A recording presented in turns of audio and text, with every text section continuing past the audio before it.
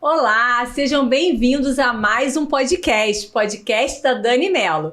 E hoje meu podcast também é um dia muito especial. Por quê? Porque eu tô aqui reunida com grandes amigas e grandes profissionais. E aí hoje o meu podcast tem um tema específico que eu chamei de Encontro com as Nutris. Então, gente, qual é a ideia de hoje? A gente pegou, vamos dizer, o top 10 dos consultórios, porque eu perguntei, meninas, vamos pegar, o que a galera, sempre quando vocês atendem, falam, perguntam, quais as principais dúvidas? Então é isso que a gente vai ter hoje aqui na nossa, né, nesse dia aqui, que nem, pra mim isso aqui não é nem uma gravação, isso aqui é um bate-papo com as amigas, e a ideia do podcast é essa mesmo, a gente trazer os nossos amigos, nossos profissionais, as pessoas que a gente admira para poder compartilhar a experiência. Então eu tô aqui com três grandes nutricionistas super talentosas que vão trazer um pouquinho da experiência, cada uma na sua área, com a sua especificidade. Então, meninas, sejam muito bem-vindas! Muito obrigada! Adorei vocês terem topado o desafio, né? Porque eu criei um grupo e falei, desafio lançado. Vocês estão comigo? Com certeza. Gente, eu vou colocar aqui, apresentar, vamos botar assim, como a gente tem uma pessoa aqui que é militar, por ordem de antiguidade, né? A Letícia também, né? Já passou lá, já cumpriu a sua tarefa. Não, peraí. As três. Olha só!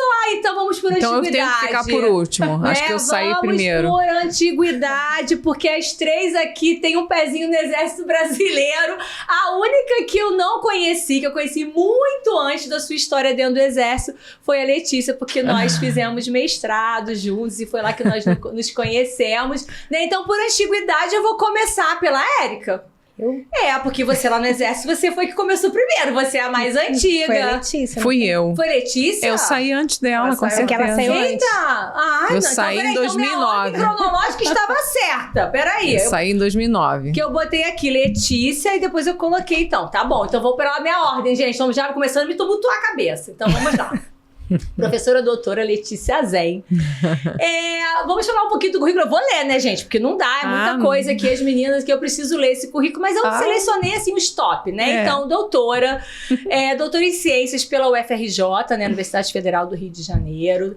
No mestrado, já falei, foi onde nós nos conhecemos há muitos anos atrás, né? E a Letícia aqui, eu já vi que tem 4 especializações. Vocês gostam de fazer pós, hein? Porque todo mundo aqui tem no mínimo 2 pós-graduações. Então, vocês estão vendo aqui que o top aqui hoje, o ponto de corte é altíssimo, né? Então, a Alice é especialista em nutrição esportiva, né? Como todas aqui. Mas também tem a parte de nutrição clínica ortomolecular, biofuncional e fitoterapia. Saúde da mulher, emagrecimento e estética. E fisiologia do exercício também, né? Tem lá o pezinho na fisiologia. Certificação pela AISEX, docente de inúmeras pós-graduações aí espalhadas pelo Brasil inteiro, autora do livro Estratégias de Nutrição e Suplementação. Pega o livro, olha, merchan, mostra tá aqui, mostra o videozinho, mostra aí o videozinho da professora. Esse livro aí é um clássico, tá? Referência, tá na 4ª edição. Então, quem não tem ainda, pessoal, dá tempo de comprar, hein? Vamos lá. Nutricionista da Confederação de Pentato Moderno. Não, já foi. Já foi? Ai, desculpa, até 2017, tá aqui escrito, olha minha colinha aqui. E tem 26 anos de experiência prática, clínica, acadêmica, ou seja, né? Histórico aqui, início. Amiga, seja muito bem-vinda. Muito obrigada, minha querida. Fiquei até com vergonha. Você é maravilhosa. Como eu não poderia aceitar um convite desse? É um prazer. Eu tenho muito orgulho de falar dessa nossa longa amizade e afinidade. É verdade. A gente se conheceu lá no mestrado, né? E tivemos a oportunidade de trabalhar juntas. Trabalhamos juntas na Universidade de Estácio de Sá. Eu fui coordenadora dela, depois ela foi minha coordenadora. Trabalhamos no curso. Conseguimos, né, nessa vida louca, manter essa amizade durante, né, muitos anos e uma grande admiração. Fico muito feliz. Maravilha. Então vamos para a segunda na ordem de antiguidade aqui. Érica Santinoni, professora mestre em nutrição humana, e a gente está agora aí já naquele, né, preparativos para o doutorado, fazendo concurso, né, já está aí já encaminhando aí depois de muito tempo, né, sair um pouquinho da prática e vamos voltar para academia novamente. Demorei pra querer o doutorado, mas agora eu quero. Mas vai trazer essa experiência, né, prática sensacional aí agora, contribuir com a parte acadêmica novamente. Muito bom. Pós-graduada também, além da parte de nutrição esportiva, nutrição clínica, né, funcional. É nutricionista da Confederação Brasileira de Remo. E além disso, ela rema, ela é atleta também. Então, ela deve estar nas duas pontas, né, atendendo e treinando. Docente também de algumas especializações, mas tem uma específica que eu acho interessante avisar, que é na UFRJ, né, onde você tem aí o maior vínculo durante esse tempo todo, que é referência na área de nutrição, né? Todo mundo já passou por lá, certificação Isaacs, também tem um capítulo de livro de nutrição esportiva funcional e tem 23 anos de experiência. Olha, experiência aqui a gente não tá falando nada de idade, tá? A gente só tá falando de experiência, né? Então, para ver o que a gente pode contribuir aqui para a vida de vocês. E além disso, gente, ela é uma remadora, né, como eu já falei, mas também uma super maratonista. Érica. E quem não conhece um pouquinho a história da Érica, depois vai lá no Instagram, dá aquela stalkeada em cada uma delas, porque além dela correr, ela ainda corre com a filha, ela corre empurrando o carrinho da filha desde quando a Bruna era um bebê. São 8 anos, quase 9, correndo, empurrando o carrinho. Gente, a pessoa faz uma maratona, ainda faz uma maratona com peso extra, né? Então, assim, pra você ver como que essa mulher é danada. Hoje eu tenho mais maratona com carrinho do que sem carrinho. A Bruna já fez mais maratona que quase todo mundo. Então, eu tenho 10 maratonas, sendo que 6 foram com carrinho. Uau, gente, olha só quanta experiência. Conheci a Érica também no quartel por uma amiga em comum que nós temos, a Lulu, que é super querida. Exatamente. A Érica teve presente no lançamento do meu livro, né? Foi muito legal. E a partir dali, a gente, né, estreitou laço, a gente vem mantendo aí esse contato. Obrigada por ter aceito o desafio. Bom, eu que agradeço, assim, o carinho imenso, né? O seu carinho imenso em me convidar com essas duas nutricionistas, assim, tops, que eu admiro muito, né? Letícia, que eu acompanho desde o início da carreira, ela que eu conheci no Exército, em eventos científicos no Exército, e agradecer a Lulu também, que você já citou, que foi ela que fez essa conexão, quando eu falei lá, alguns anos atrás, que eu estava com vontade de entrar no doutorado, ainda não foi, né, o momento, mas ela que fez esse link para que eu te conhecesse e criasse um vínculo e uma amizade com você. E eu sou muito grata por isso. Ah, muito bom. E por esse convite. E Bruninha também tá aqui, tá? Bruninha tá nos bastidores ali, vai ser o primeiro podcast de Bruninha. Primeiro de muitos, vai ficar na história também, né, Bruninha? E agora a Laís é que trabalha hoje, né, no dia a dia comigo, tá sempre lá, né, na escola, ela trabalha no Instituto de Capacitação Física do Exército, onde a Letícia também já trabalhou, já serviu, então a gente trabalha dentro do mesmo complexo, eu na escola, ela no instituto, também mestre, e muita gente não sabe que a Laís, além de mestre e formada em nutrição, ela também é formada, ela também é graduada em educação física. Sim. Né? Todo mundo esquece esse teu lado da educação física e coloca você só a Laís nutricionista, né? Mas ela também tem a graduação dela em educação física. Também tem pós-graduação em nutrição esportiva, em nutrição, exercício físico e envelhecimento, e também em nutrição clínica, né? Então, as meninas aqui, ó, tá todo mundo aí, tem só pós-graduação o tempo todo. Gente, o que tá acontecendo sem aí? Parar. É sem parar? É isso, gente? Já tem umas 10 pós-graduações somando tudo isso aqui. Parar de estudar, né? Não está nos planos. Não dá, né? Não. Muito bom isso. E além disso, né, dela ser nutricionista, ela também é pesquisadora, como eu falei lá do IPCFEX, e atualmente ela está na equipe de tiro esportivo do Comitê Paralímpico Brasileiro, a nutricionista deles. Também teve um histórico bem interessante, né, que você está nessa parte esportiva, mas você também teve a oportunidade de vivenciar a parte mais clínica, né? Então trabalhou com a parte do combate ao câncer. Sim. Então é muito interessante. E ela, assim, ela só tem 15 anos, né? O mínimo. Então, assim, gente, assim, aqui é de 15 pra cima. E por que será que só tem 15 anos? É a mais novinha aqui do grupo, né, gente? É a nossa tia aqui no grupo. Mas ela tem 15 anos na nutrição, é isso? Na nutrição. Mas ela ainda fez educação física. Foi Então, junto. Foi junto, que maravilhosa. Gente, Curiosidade, Dani. Aqui, deixa quieto, ela é mais novinha aqui. Dani, curiosidade. Eu sei Não tava nem querendo envelhecer, não. Tava querendo entender. Eu quase fiz os dois ao mesmo tempo. Eu passei para a UFRJ, nutrição, e educação física na UERJ. E minha ideia era fazer as duas ao mesmo tempo. Mas no meu ano eles cruzaram os dados, disseram que eu iria tirar a vaga de alguém e não autorizaram fazer as duas. Não me autorizaram a fazer as duas faculdades ao mesmo tempo. Eu estava no 2º ano de nutrição. Aí, no 2º ano de nutrição, eu fiz o vestibular da Universidade Estadual e entrei para Educação Física. Então, eu fiquei quase 3 anos fazendo os dois juntos. Aí, comecei a trabalhar como nutricionista e continuei na Educação Física mais 1 ano, que foi a parte mais desafiadora. Né? Porque 2 faculdades você pode faltar, né? Mas trabalho é mais complicado.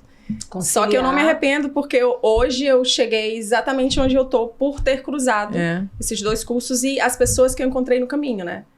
Das 2 graduações, então foi muito bom. E aí, assim, além delas terem essa experiência incrível que eu já falei, né, de experiência prática, clínica e tal, também são praticantes, né? Eu falei da Érica, que rema e é maratonista. A Letícia tá se aventurando no mundo das lutas, gente. Quem olha assim, essa carinha, ela toda elegante. A Letícia sempre foi a diplomata. Você fala com a Letícia, ela tá sempre assim, oi, amiga, tudo bem? Ela tá sempre super elegante. Ela tá entrando tapa lá, tá lutando boxe, tá enfiando, né, o soco lá nos outros. Agora, por enquanto é só o Bob e o treinador dela, né? Mas ela tá ali botando toda essa adrenalina. E a Laís tem uma vivência muito legal, treinamento de força. Essa menina aqui é rata de crossfit, gente. Ela treina pesado, ela é sinistra. Já fez até umas competições assim, né? Bastante. Ela tem um histórico também de competição, né? Nessa parte aí. Então, o pessoal aqui não deixa brincadeira, não fica só na teoria, não. É nutrição esportiva mesmo, né? Porque também vivencia a prática. E aí, o que temos em comum nisso tudo aqui? A gente é tudo aqui amiga, né? Então são grandes amigas. E aí vamos falar um pouquinho agora, pensando... E aí, como eu falei inicialmente, top 10 dos consultórios. Aí eu falei, meninas, vamos fazer uma pauta lá, porque senão a gente ia ficar aqui 5 horas de podcast, né? Falei, vamos tentar ser objetivas nesse momento aí. Vamos ver o que tem nessa parte aí da vida de vocês. Só que aí, antes de a gente começar na parte assim específica mesmo, né, dos nossos top 10, que tá todo mundo aí, eu vou segurando a audiência, vou fazendo, né? Dá tempo de você ir avisando o outro que tá rolando podcast, vai chamando lá pro nosso canal. Mas eu queria saber, assim, o que levar, assim, vocês a realmente buscar a nutrição, né? O que foi essa identificação? Você falou dessa questão da educação física junto, você já tinha alguma coisa lá atrás, já um contato com alguém, com algum profissional que vocês admiravam? O que levou a escolher naquele momento lá a nutrição? O que fez essa tomada de decisão aí na vida de vocês? Pode começar? Pode começar. Bom, eu sempre tenho um prazer danado em falar sobre isso, que acho que isso tem tudo a ver, né? Contar as histórias, todo mundo tem um porquê, né? No meu caso, eu fui muito gordinha na minha infância e na adolescência fui parando de comer, então eu transitei do sobrepeso / obesidade até quase um quadro bem pronunciado de anorexia, né? Só que nada disso com diagnóstico correto, porque meus pais nunca me levaram para um nutricionista. E aí o que me salvou, o que me trouxe o equilíbrio foi o início da prática da atividade física, mas nunca fui atleta. Eu comecei fazendo ginástica, mas eu passava muito mal fazendo ginástica porque eu comia muito pouco, tentando ficar magra. Depois que consegui me estabilizar, me recuperar, não sei nem como, foi um milagre, eu falei, bom, quero tentar ajudar pessoas a conseguirem estar equilibradas na alimentação e com a prática do exercício físico. Só que não entrei especificamente para trabalhar com esporte, era para trabalhar com nutrição. E quando foi no 4º período de faculdade, eu assisti uma palestra que me encantou. A pessoa foi falar, eu me formei na UERJ, não tinha essa disciplina. E aí, quando ela terminou a fala, eu falei, gente, eu quero ser essa mulher quando crescer. Foi tão encantadora a apresentação dela na área esportiva, que é a nutricionista Malu Bastos. Depois eu fui muito felizarda, comecei a fazer todos os cursos dela, consegui ser estagiária dela e consegui depois ser contratada pela empresa. Então, veja como isso é incrível, né? Eu mirei naquela pessoa, fui atrás dela e olha que... E você mantém contato. Mantenho contato, hoje, e sou muito grata porque ela que despertou essa paixão. Minha família tem um abrigo para crianças com deficiência, então eu imaginava trabalhar também na área social. Cheguei a trabalhar com eles um tempo, mas depois não consegui conciliar. Mas foi assim, onde já se viu, né? Mas é um amor. Não existe plano B de não fazer exercício físico. Se a gente vende isso, né? Se a gente entende a importância dessa dobradinha, não tem como a gente não tentar, mesmo com a vida louca que temos, né? Arrumar um tempinho para inserir alguma alguma coisa, né? Então foi bem legal você mostrar que a gente tem, elas muito mais do que eu até, claro, mas mesmo assim não existe esse plano para mim. E uma coisa que é interessante nessa fala é que todas vocês têm muito... A gente sabe desse discurso da multidisciplinaridade, da importância de trabalhar com equipe, né, com vários profissionais integrados.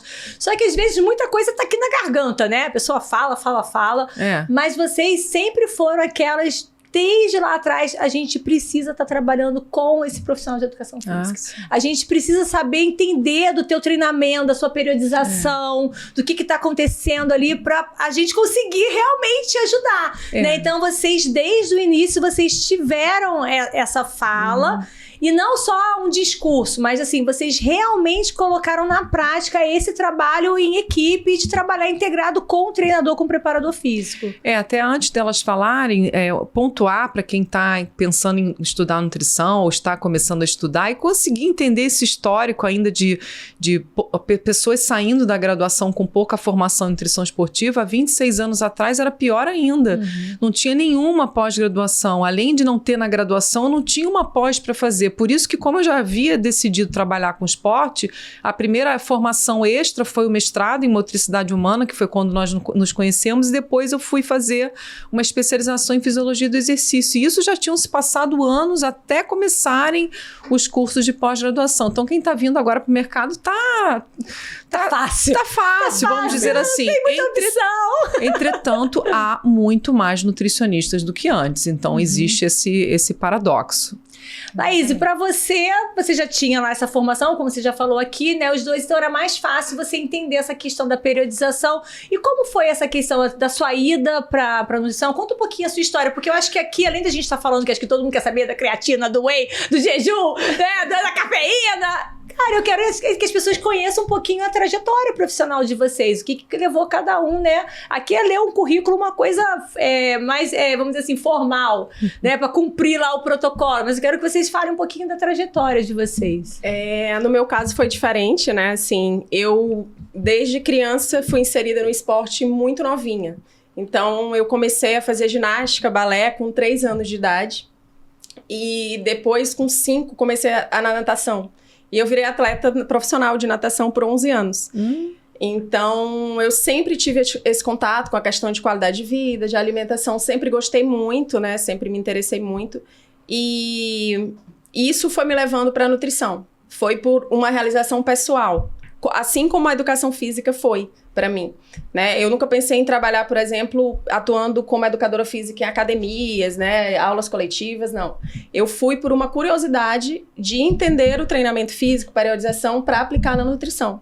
Então, quando eu entrei na nutrição, né? Diferente da Letícia, já tinha essa questão da nutrição esportiva, estava bem alta, assim, formou uma questão na mídia mesmo, assim, né, por artistas e na questão televisiva mais popular.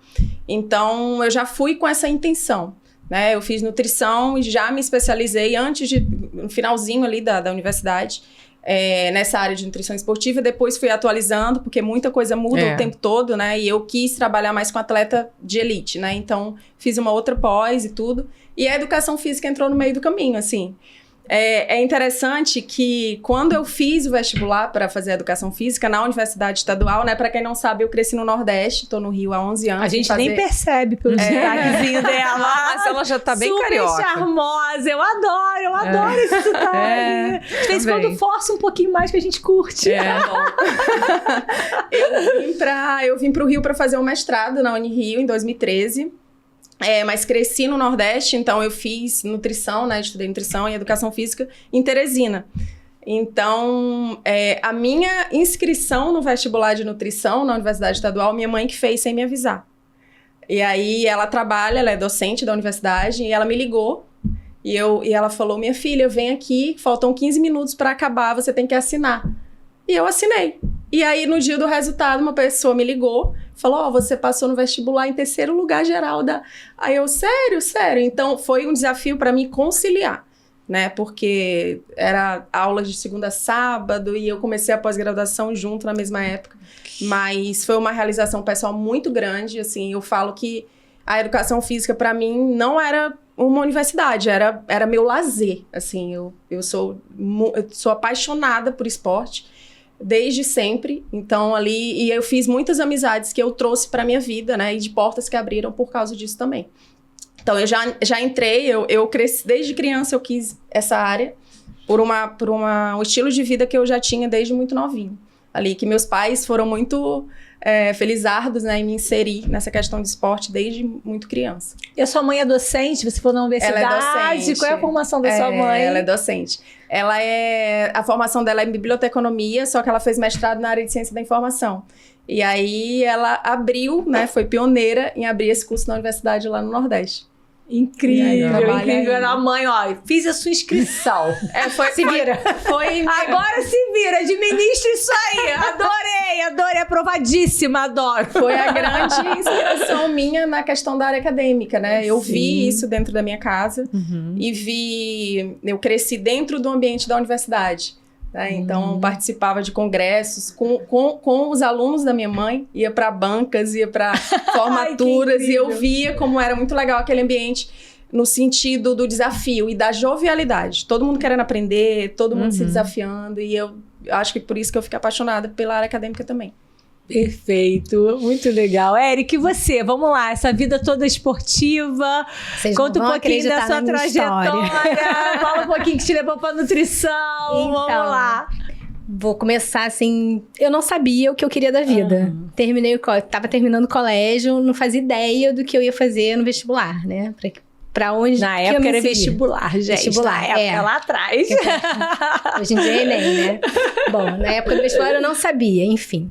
Aí eu me inscrevi para farmácia na UF, educação física na UERJ, nutrição na UFRJ e engenharia dos alimentos na Rural.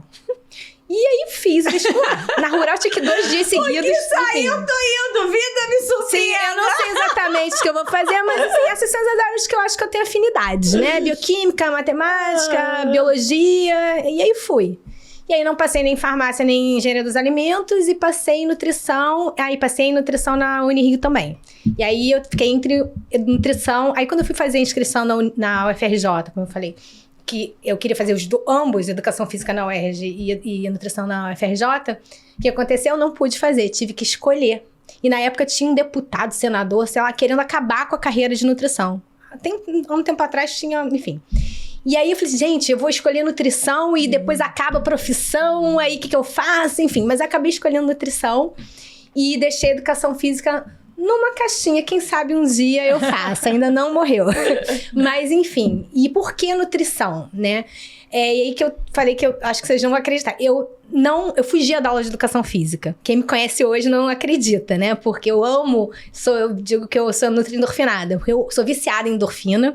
Eu amo o exercício, me descobri competitiva depois de velho.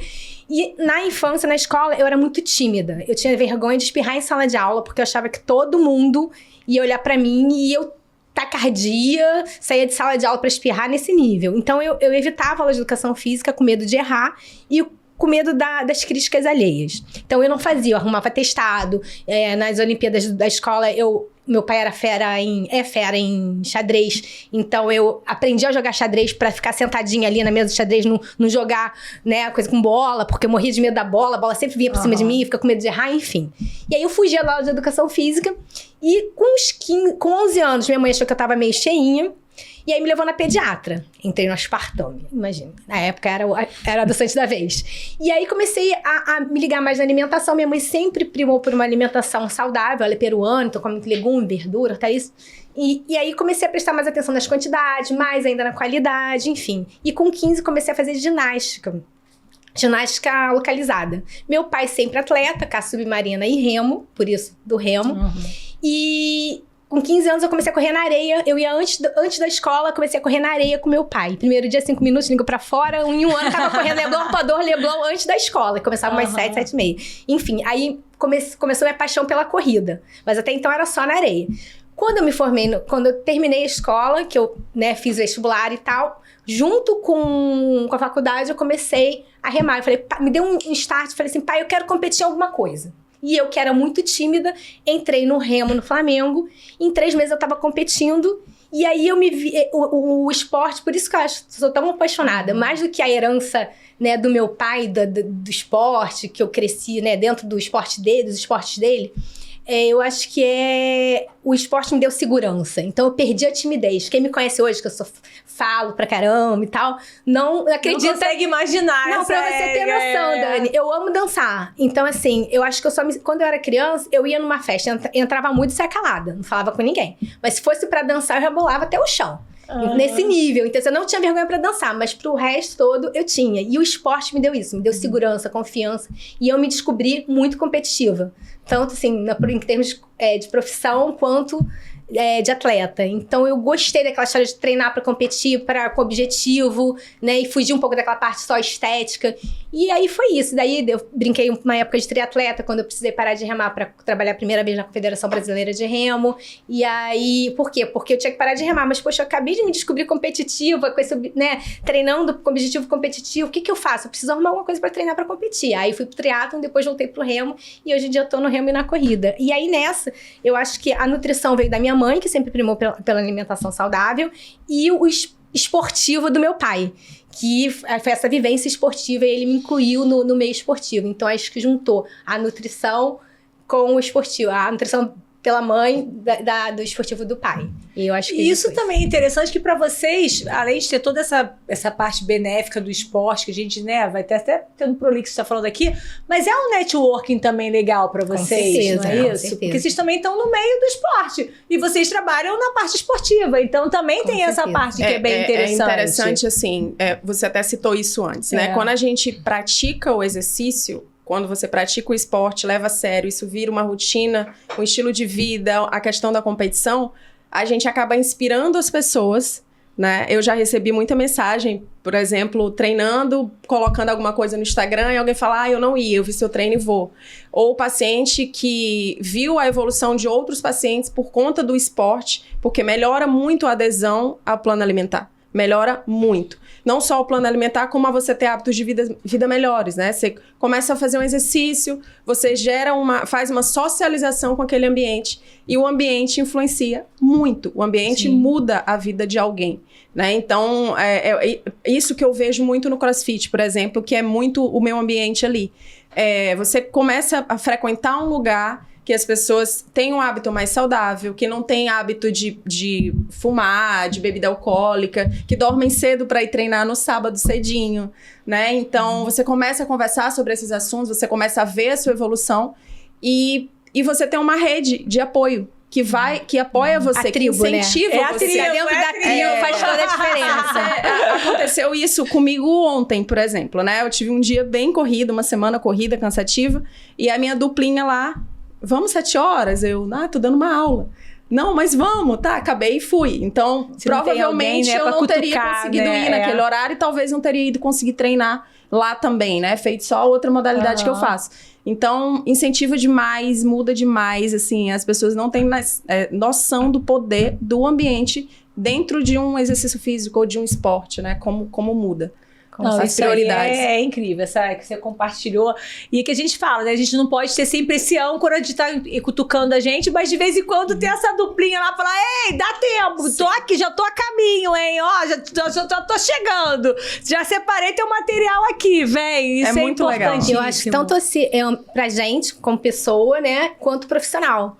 Porque além de ter a tribo que te estimula, te inspira, aí às vezes num dia que você terminou de trabalhar tarde, aí você olha lá no Instagram e tal, a pessoa já foi, você, não, eu vou, ainda dá aquela, né, aquele ânimo pra ir.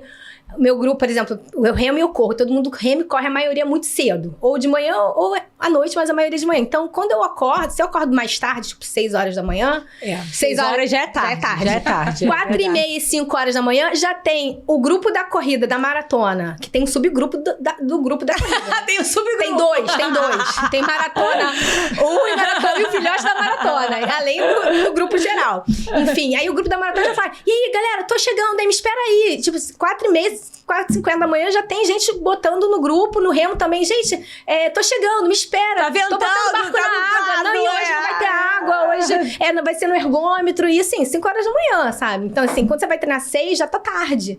Né? E isso, e às vezes você tem um tempo para treinar um pouquinho mais tarde, e isso já te inspira, porque você já viu pessoa que já foi, já postaram a lagoa linda, maravilhosa com aquele dia, e no âmbito profissional também, né? Porque você tá ali na prática, aplicando em você o que você prescreve pro atleta, pro praticante de atividade física. Então, eu acho que faz toda a diferença, seja no consultório, quando a gente dá aula, a gente ter essa vivência prática da nutrição esportiva, né? Porque a gente tá ali suando, tá sentindo como a hidratação ou a falta dela vai influenciar no nosso rendimento, ou testar um suplemento que a gente lê na literatura que tem comprovação científica, poxa, realmente ele faz diferença, não faz diferença, e até ver a nossa individualidade e trabalhar a individualidade do nosso cliente, né? Porque às vezes é o que eu brinco não, eu costumo falar, é teoria aplicada à prática, que nem sempre você consegue aplicar a teoria na prática. Então, quando a gente tem essa vivência, não é assim? Quando a gente tem essa...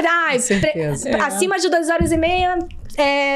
90 gramas de 90 gramas de carboidrato. Tá, mas será que aquele intestino daquele indivíduo vai aguentar os 90 gramas de carboidrato? Mesmo treinando? Talvez não. Então, talvez mesmo sendo a recomendação 90, você vai ter que trabalhar com 60 ou até com 30, dependendo do indivíduo. Então, assim, é a teoria, mas a gente tem que ter uma noção da prática, a vivência prática da nutrição esportiva faz toda a diferença. Por falar em estímulos, contratem um personal trainer. Lógico que uma pessoa que você veja o currículo, que realmente vale a pena, mas é um super investimento. É o maior investimento, né? Super, porque difícil às vezes a gente tá, quando elas estavam falando de estímulo, a vida corrida, às vezes você tá muito cansada, é aquela pessoa que te puxa, te corrige, te ajuda, te motiva, que... Te bota mais carga, tu consegue sim, eu falo, tô cansada, não tá. Aí eu falo, que bom no final. Que investimento bom, né? Exato, eu sou assim, particularmente apaixonada e estimulo muito essa... É porque tem gente que, isso é bobeira, é uma coisa assim que não precisa. Depende, muitas pessoas conseguem treinar sozinhas, motivadas naturalmente, mesmo não estando em os grupos, já sem dúvida são esse grande estímulo, né? Mas eu sempre gosto de comentar isso, porque às vezes as pessoas, eu não tenho dinheiro, tem certeza? Bota em planilha. Quando você gasta no shopping, às vezes no cigarro. Você tá gastando com aquela roupa que você não precisava, com um monte de besteira, né? E aí, óbvio que também a gente fala um pouco sobre o nosso trabalho, que nem todo mundo também valoriza. Na nutrição esportiva é um trabalho enorme. Imagina equacionar um plano alimentar para a Érica. Vamos imaginar que eu estou atendendo ela. E que eu estou treinando para o remo e para a maratona ao mesmo tempo. As pessoas não têm ideia. É uma super equação, uma engrenagem muito complexa, onde a gente tem que planejar o pré, o intra, o pós, e nenhum dia da semana, se bobear dela, pode me corrigir, é igual. E aí é por isso também que a gente precisa fazer as pessoas entenderem que não é sair fazendo exercício, não é assim. O combustível vem daquilo que a gente come, né? E o que a gente precisa comer tem a ver com a atividade física, com o objetivo, com tantas coisas. Então, isso já daria um pod à parte. Só para falar isso, gente. E até para compartilhar as nossas dores, né? Porque a gente também fala muito disso. Assim como você está valorizando a questão do profissional de educação física, do papel, né, desse personal. Eu tenho uma fala minha que até que viralizou, que foi exatamente isso, que eu falo, gente, personal não é supérfluo. Não. Né? Se a pessoa colocar lá, não tenho tempo, não tenho dinheiro, exatamente. Se você começar a computar tudo que você, até gasta de medicamento, que você vai deixar de gastar. É o que eu falo. Que você vai deixar de gastar na farmácia, já vai ter valendo, já tá valendo lá o seu investimento. Assim, que é uma experiência que todo mundo tem que ter. Treinar alguma vez na vida, se puder, claro, com o personal. Porque você aprende a treinar da forma correta. As pessoas, elas não se concentram no treinamento. Elas vão para a academia, vão para um esporte, vão para alguma prática, mas elas não se concentram na maioria das vezes, principalmente na musculação. Então, ela não está concentrada naquilo que ela está fazendo. Quando você treina com o personal, você entende que você está executando um exercício pensando naquele músculo que está fazendo aquele exercício. Você pensa na sua postura, você pensa no seu core, você não pensa só no resultado, né? E outra coisa, você vai num limite que sozinho você não vai... É autopreservação, gente. A gente não é porque é sabotagem, é porque é muito complicado sem você ter um suporte. Então, você vai no limite que você vê que a sua mente, ela chega muito mais do que a sua parte física. Então, os resultados, quando você treina com o personal, treinem alguma vez, Passa essa por pouco experiência. tempo e continuem praticando o que vocês aprenderam ali quando estava tendo esse acompanhamento. É muito diferente. Sim, então acho que nesse momento é importante por estar falando dessa questão do personal, mas também da nutrição. Então a gente está com duas áreas que todo mundo hoje nas mídias sociais é metido a falar, a saber, a compartilhar. Né? Então a gente vê na nutrição, o pessoal compartilha um monte de receita, compartilha um monte de dica, um monte de suplemento. A gente vê vários influencers aí falando um monte de coisa e cadê a vivência, né? Simplesmente compartilhando. E que perigo. E aí a gente fala exatamente o risco de fazer um movimento, um exercício errado, uma intensidade errada. A mesma coisa a gente fala com essa alimentação, né? Você alimentar de uma forma também errada, usar um suplemento indevido, quantos, né, erros aí, riscos você está colocando na sua vida, né? Sua saúde, expondo a sua saúde. Algo tipo... O que você não quer muitas vezes gastar na sua saúde hoje, você pode ter que gastar na sua doença no futuro. É verdade. Você prefere gastar com a sua saúde hoje ou com o seu remédio no futuro? Isso é investimento. Exato. Com certeza. Bom, gente, agora a gente vai pra parte que acho que tá todo mundo querendo saber, né? Não dá aceleração aí no vídeo do YouTube, não. Tem que ver essa parte inicial pra gente chegar agora na área boa. Então, vamos lá. Top 10. Top 10, eu vou começar, que eu acho que todo mundo fala logo dela quando chega lá. Creatina. Né? E aí, creatina, a Letícia foi uma das primeiras a trabalhar no mestrado, né? Utilizando a creatina, tem uma experiência enorme. É pra força, é pra anaeróbio, não pode, endurance, daria creatina pra Érica hoje nessas atividades de endurance. Antes isso aí era um crime.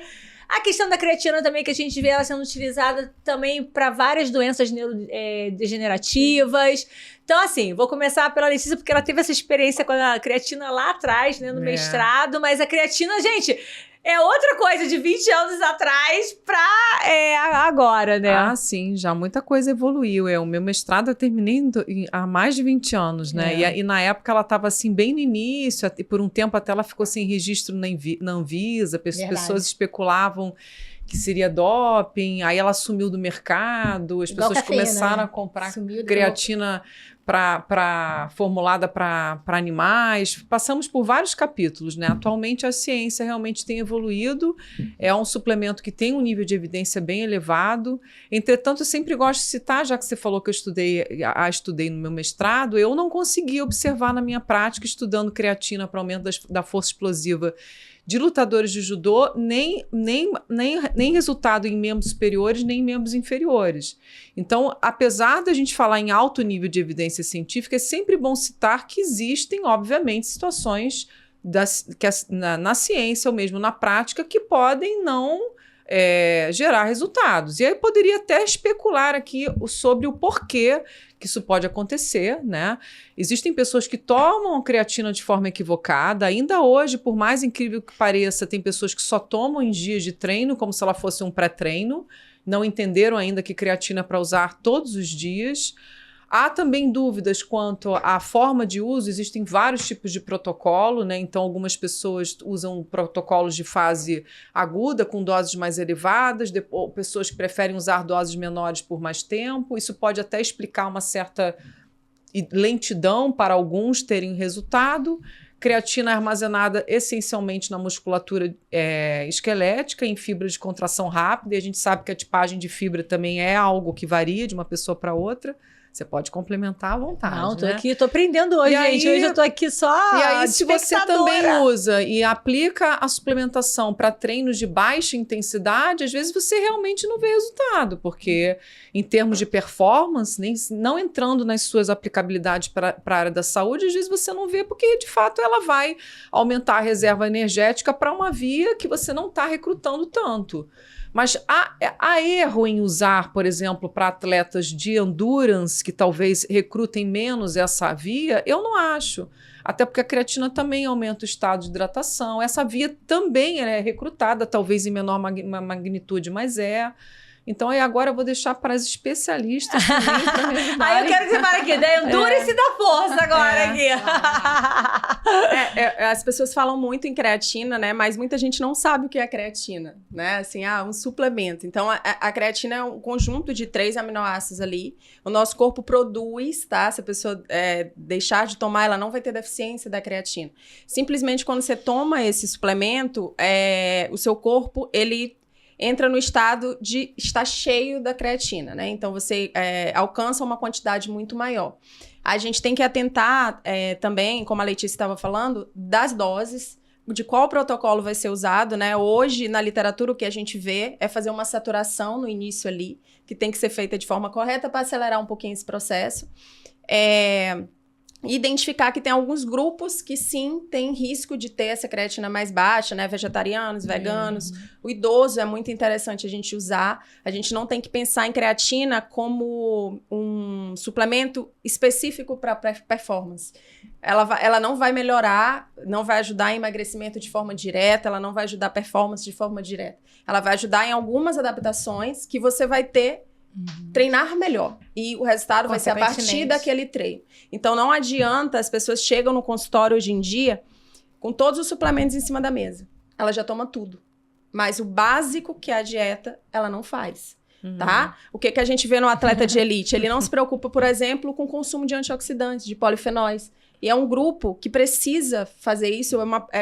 Quem corre, por exemplo, faz endurance em ambiente aberto, tem uma troca gasosa muito grande, né? Poluição, produção de radicais livres, e não se preocupa com isso. E a gente vê o atleta de endurance, por exemplo, com 40, 50 anos, super senil, envelhecido, porque ele não cuidou dessas vias antioxidantes dele, né? Então, chega com todos os suplementos, sem focar na base. Esse é o meu kit, se vira. O meu kit. Não, se vira aí, Nutri. Antes dos fitoquímicos, a hidratação, né? Quer tomar creatina, que armazena água junto no músculo, inclusive para ajudar a gerar energia durante o exercício, e não se hidratar adequadamente, que é o básico do básico. Eu vejo muito atleta, inclusive, de elite. Semana passada tem dia 2 da natação e do remo, que não tem uma boa hidratação. Sim, que é o básico. É o né? básico. Aí treina 2 horas, 3, sei lá, 2 horas e meia, 2 turnos no mesmo período do dia e não se trata. Simplesmente bebe só no intervalo entre um treino e outro. Então, se fizer essa suplementação e esse treino não for feito de forma correta, pode ter um resultado, benefício da creatina, né? Cognitivo, de densidade mineral óssea, sim. Mas hipertrofia, por exemplo, você pode não ter.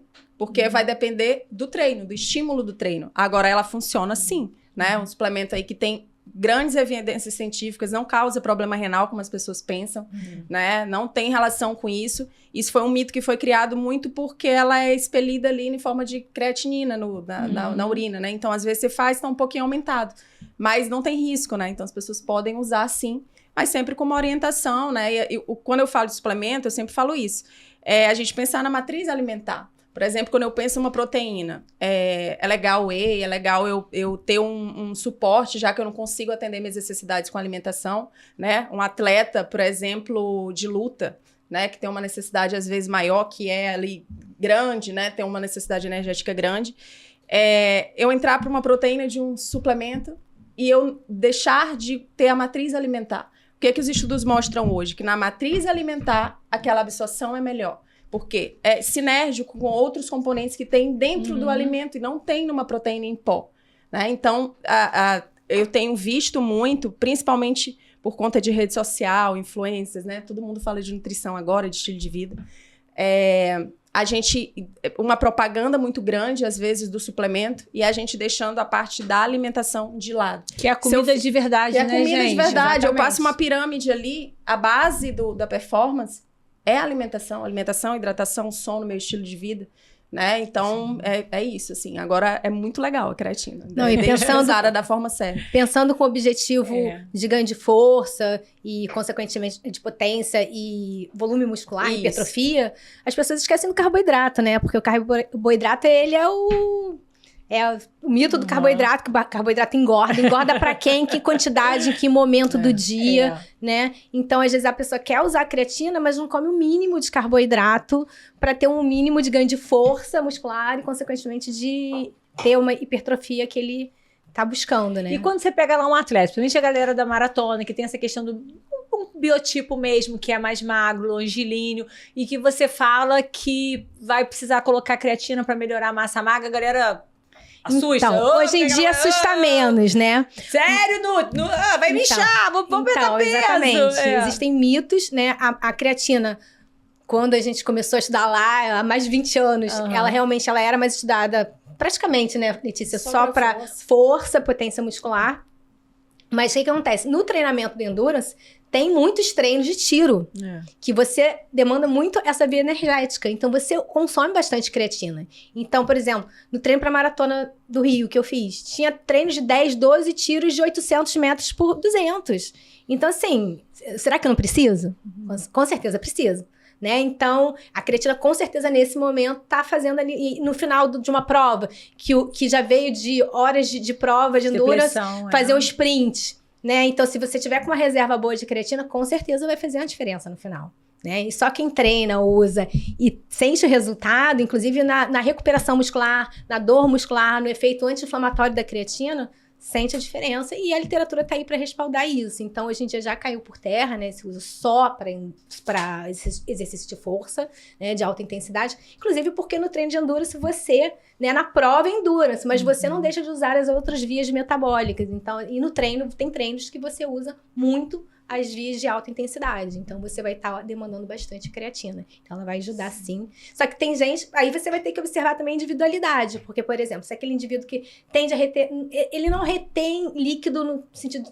vou reter no tornozelo. Retém ali no músculo, tá? Mas se talvez a pessoa se sinta um pouco mais leve... se sinta mais confortável de treinar um pouco mais leve e essa creatina esteja influenciando muito no peso dela, aí talvez você tenha que rever em determinado momento ali do ciclo para estar tirando. Então, assim, a gente vai observando também as fases do ciclo e o individual de cada um. Mas que a creatina pode, sim, otimizar o rendimento do endurance, pode. Tá. Só para explicar para quem não entende, por que a pessoa fica mais pesada, mais inchada? Isso é uma reação fisiológica, tá? A creatina aumenta, uma vez aumentada a sua concentração, ela puxa a água por osmose. Então, é inevitável. Algumas pessoas mudam menos, outras pessoas mudam mais essa questão da retenção hídrica e, portanto, alteração de peso. E a gente especula que as alterações menores têm a ver com uma menor entrada, portanto, de creatina no músculo. Ou porque, como a Laís falou, o músculo já está saturado, a pessoa já faz uma ingestão maior de creatina por meio da dieta, ela é essencialmente encontrada nas carnes e peixes mais gordurosos. Então, essa pode ser uma explicação. Agora, estar com esse músculo mais inchado, com água, é extremamente positivo até para a estimulação da síntese proteica associada a treino de força. Então, porque tem gente que já perguntou assim, posso usar um diurético? Olha que loucura, né? E aí, se você tem esse receio, você vai competir, você por exemplo, é um judoca, ou você trabalha em alguma modalidade que você tem um rigor de controle de peso corporal, distancie o teste de suplementação pelo menos uns 30 dias de uma competição-alvo, porque teoricamente a creatina continua com as reservas aumentadas depois que você termina um ciclo por 30 dias.